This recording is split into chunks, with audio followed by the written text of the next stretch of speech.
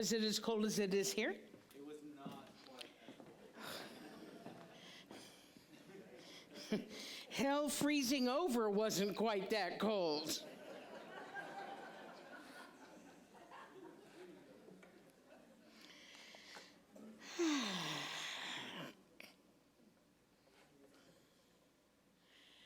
Would you breathe with me, please? I feel like we haven't breathed together for a while.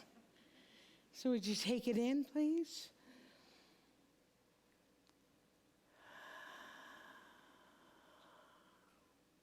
And again.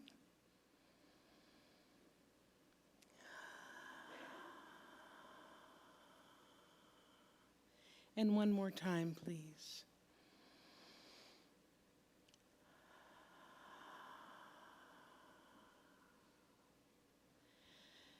Thank you.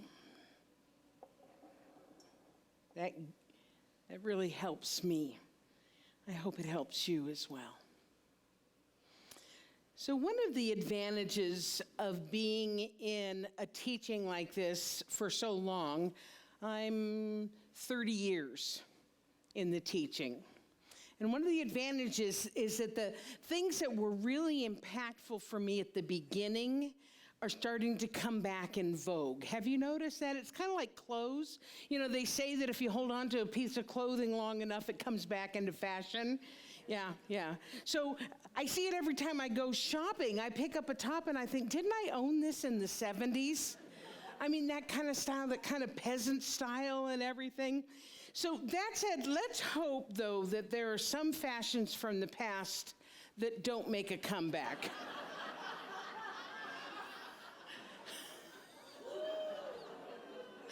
I don't know, that one might.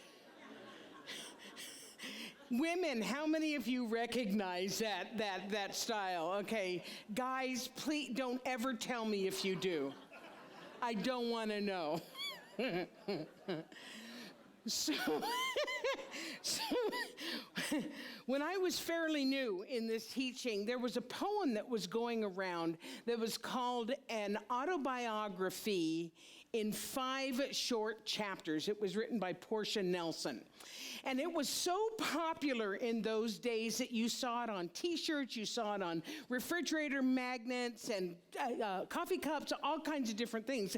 And I loved it because it was short, meaning I could understand it. It was succinct, means I could understand it, but it packed a huge wallop for me, especially when I was at the beginning of my spiritual journey. So it explained the process of a personal and spiritual journey in such a way that I actually used as a primary teaching story for many, many years. But then time passed and other stories came in and I became a little more seasoned as a minister. I forgot about it until just recently when somebody had posted it on social media. And as soon as I saw it, I was like, oh my God, I love that thing. I love that story. So I decided that I was going to introduce this to a new generation of spiritual seekers. Let me just see a show of hands. How many of you have been in this teaching for less than 5 years? So about a third, maybe. How many 5 to 20 years? Most of us, okay. And how many 30 and above? Yeah. Did I do 20 and above? Oh, 20 and above. Okay, that's going to be an even bigger group. Okay. So I want to share this with the new people, but I also want to remind you old timers of a classic that's back in fashion again, unlike this.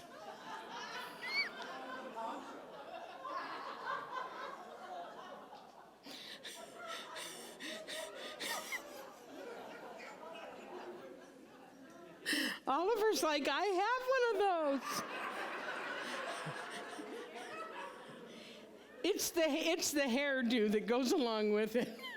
Okay, so this is called an autobiography in 5 short chapters. So what I'm going to do is I'm going to read you one chapter and then we're going to talk about it, okay? See if you recognize yourself in this. I walk down the street. There's a deep hole in the sidewalk. I fall in. I'm lost. I'm helpless. It's not my fault. It takes forever to find a way out. Now, of course, the deep hole can represent a lot of different things. It can represent loss of a job, loss of a relationship. It can be a health challenge. It can actually be anything that you didn't see coming. And in the old days, before we knew how life works, when that happened, we thought we were victims of life, right? It's not my fault. What did I do to deserve this? And we blame it on our spouse or our parents or our boss. We blame it on God. We blame it on the stars. We blame it on the lousy government. Why are there holes in the sidewalk? That's the infrastructure reference, okay? And sometimes we stay in the victim mode for a really long time. We may change who we're blaming for it, but the victim story stays consistent, yeah? All we know is that we're in a hole. It's not our fault. We don't know how we got there, and we don't know how to get out. But eventually we do, which takes us to chapter 2. I walk down the same street. There's a deep hole in the sidewalk. I pretend I don't see it. I fall in again. I can't believe I'm in the same place. But it isn't my fault. It still takes a long time to get out. You know you're in chapter 2 of the story when the first words out of your mouth are, I can't believe this is happening again. And again, we look at other people as the reason for our unhappiness or our circumstances. And a lot of time, the majority of our blame goes to God. God hates me.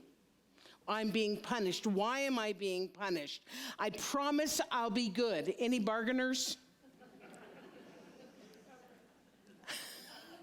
I promise I'll never drink again if I just survive this. Yeah. However, if we are lucky, maybe at some point, we get the teeniest, tiniest little glimmer that maybe, just maybe, it's our choices that are bringing this about. Maybe we begin to see a pattern. And then, boy, if that's true, if I'm thinking this way or if I'm acting this way, then this thing happens. Maybe it's just a glimmer of, And then, no, it's not my fault. It's somebody else's fault. They made me do it. And we get out of the hole, but it takes us a little while.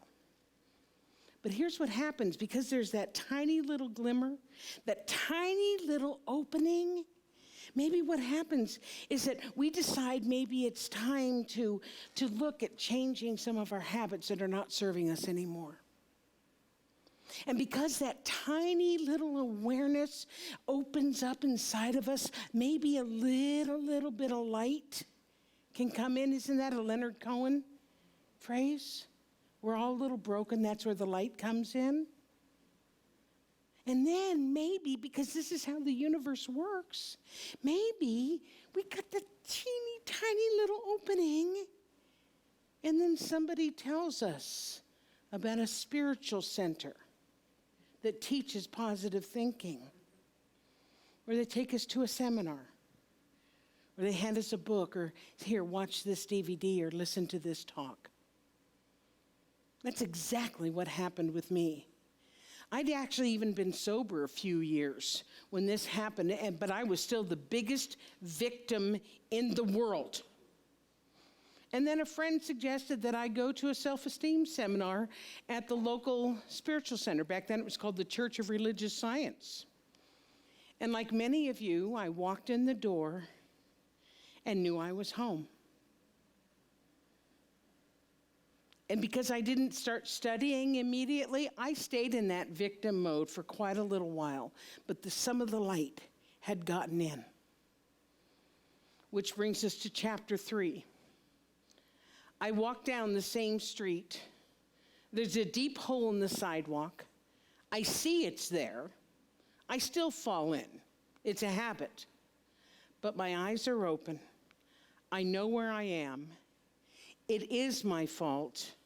I get out immediately. Well, now we're getting somewhere, right? This chapter happens often when we start to learn about the nature of the universe. And we learn that God is not this punishing, vengeful, pissed off guy in the sky, but it's an energy of potential. It's an energy of possibility that works through us and as us according to our belief. We start to learn that. And we learn that our thoughts have power. And that if we are experiencing a recurring pattern in our lives, maybe it's because an old belief system that doesn't serve us anywhere. So when we fall into the hole, and we still do, let's face it, we recognize that the reason we're in the hole is because of a recurring pattern or a belief, and that we can change it. Yes? We may still moan and complain. But we start to understand that the change that we long for isn't out here. It's in here. And I'm not saying it's easy. God forbid, I am not saying that it is easy. It is a simple little lesson, but it isn't easy. Because a lot of our patterns and our beliefs are very deeply rooted. So we may not be able to uproot them completely. But here's what we can do. We can install fresher, more life-affirming, more positive thoughts and beliefs on top of them, and the new ones will take precedence because they are a higher vibration, and they are more in tune with the spiritual truth of our being. You got me? So the old ones aren't going to go away, but we can build on them. We can build over them, and the higher thoughts are going to take precedence. Here's how Ernest Holmes put it. He said, I believe that the greatest single curative power known to the mind of man is a spiritual thought. By spiritual thought, I mean an absolute inner conviction that one may trust in the integrity of the universe and that sooner or later all things will be made right.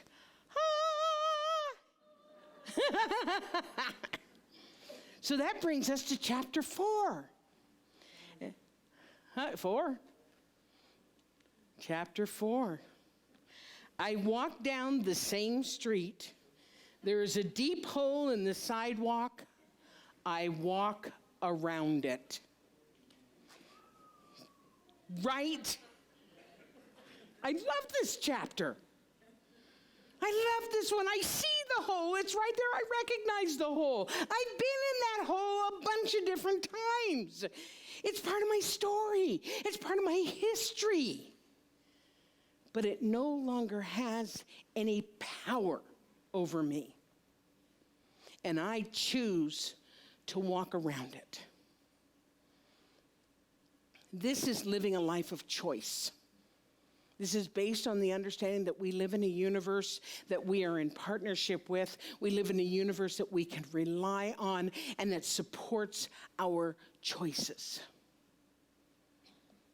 And that doesn't mean that we don't still sometimes flirt with the hole.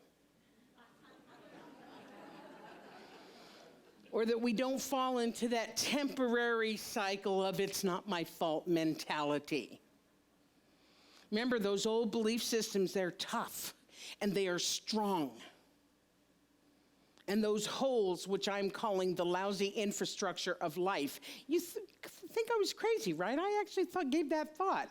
Those holes have been there a long time. That's why it takes, I know I pound this into you all the time, but it takes diligence and it takes commitment to keep our thoughts and our vibrations high, to consistently remind ourselves of the truth and to recognize that this journey we're on is for us.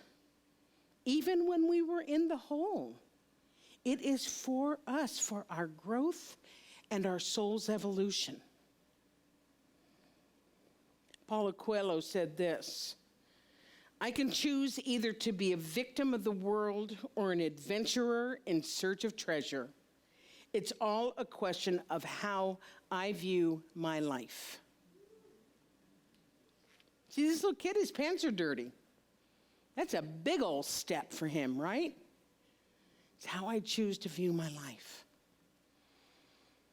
And even though chapter 4 is a great story, it's the triumph of choice and awareness, there's still one more chapter. There's one more chapter. But before I share it with you, I want to go over the first 4 chapters. I walk down the street. There's a deep hole in the sidewalk. I fall in. I am lost. I am helpless. It isn't my fault. It takes forever to find a way out. Chapter 2, I walk down the same street. There's a deep hole in the sidewalk. I pretend I don't see it. I fall in again. I can't believe I'm in the same place, but it isn't my fault. It takes a long time to get out. Chapter 3, I walk down the same street. There's a hole in the sidewalk. I see it's there. I still fall in. It's a habit. But my eyes are open. I know where I am. It is my fault. I get out immediately. Chapter 4, I walk down the street. There's a deep hole in the sidewalk. I walk around it. And chapter 5, I walk down another street.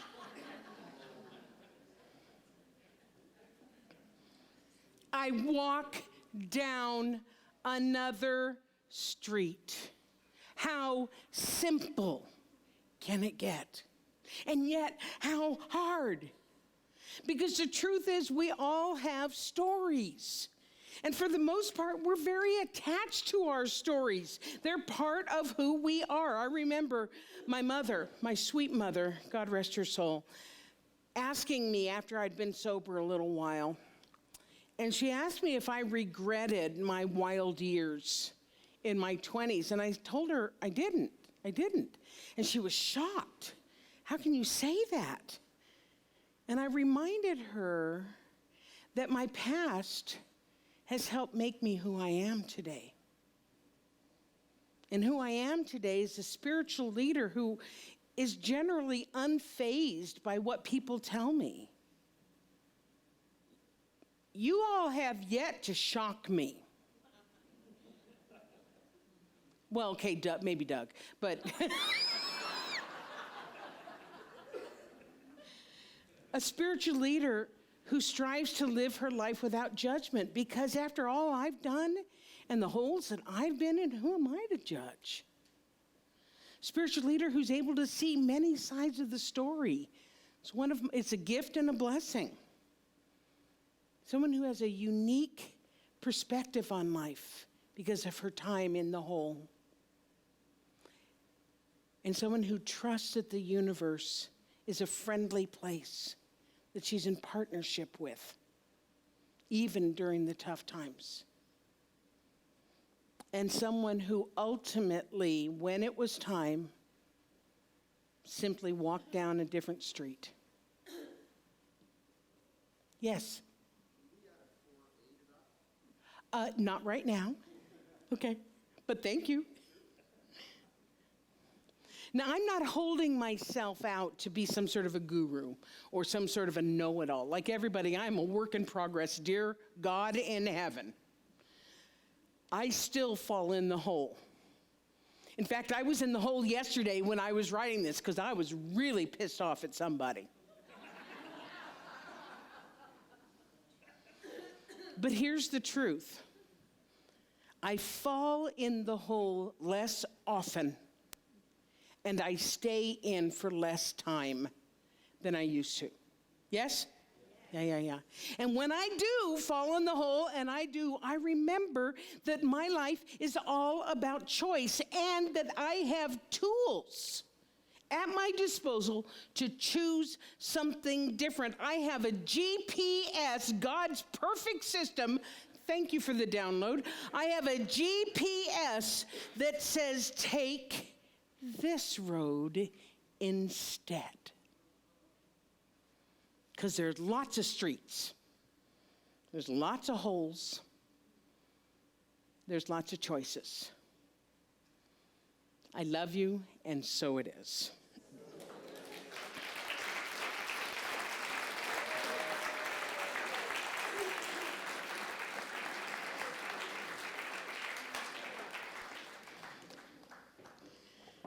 So this song, Holy Majo, whoa, did I do that? Okay.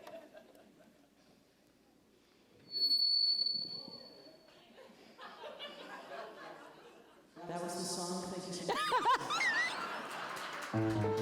much. Instead of hold on.